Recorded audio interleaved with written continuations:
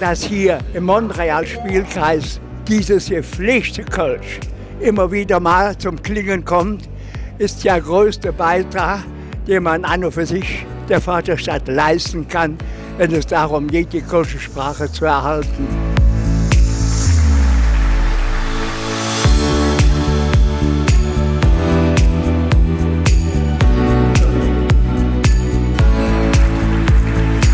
Also ich und wir alle, das ganze Publikum, erleben einen wunderbaren Abend, der voll Musik, Tanz und natürlich kölschen Tönen ist. Es ist wie immer ein so sehr gelungenes Stück, wo wirklich jede Minute was Neues bringt und es sich lohnt zuzuhören, aber auch zuzuschauen.